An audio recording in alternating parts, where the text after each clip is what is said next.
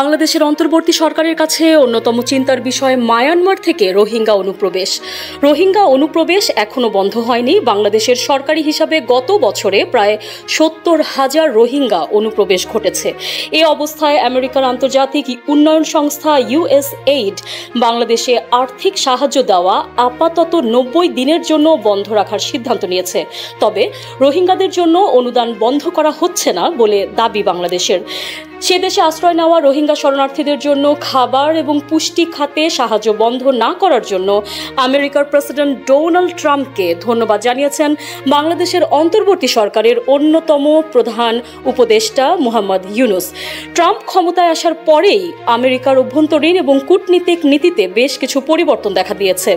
এর মধ্যে অন্যতম হলো তার আমেরিকা ফার্স্ট নীতি, অর্থাৎ আমেরিকার প্রয়োজনকে অগ্রাধিকার দিয়ে বিবেচনা করা হবে, তারপরে অন্য দেশের কথা ভাবা হবে।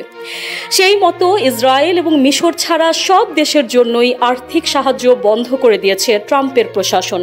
আমেরিকার বিদেশ সচিব মার্কো রুবিও জানিয়েছেন, নতুন করে সাহায্যের বিষয়গুলো অনুমোদিত না হওয়া পর্যন্ত এ সাহায্য দেওয়া যাবে না।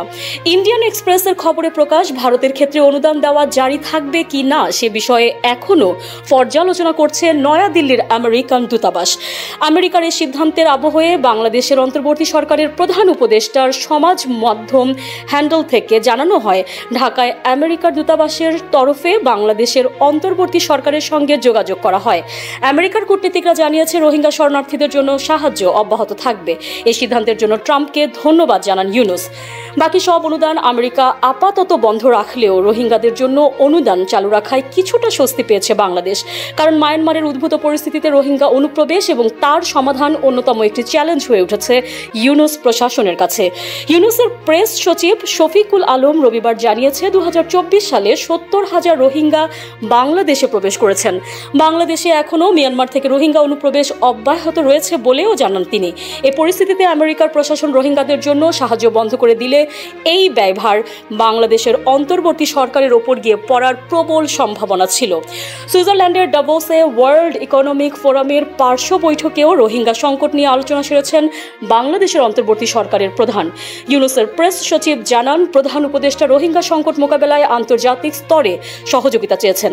এবছরের সেপ্টেম্বরে রোহিঙ্গা সংকট নিয়ে একটি আন্তর্জাতিক সম্মেলনও আয়োজন করতে চায় বাংলাদেশ। শফিকুল জানান, রাষ্ট্রপুঞ্জের সহযোগিতায় এই সম্মেলন আয়োজিত হবে এবং বিশ্বের ১৭০টি দেশ তাতে যোগ দিতে পারে। নিউজ ডেস্ক, সংযুক্ত।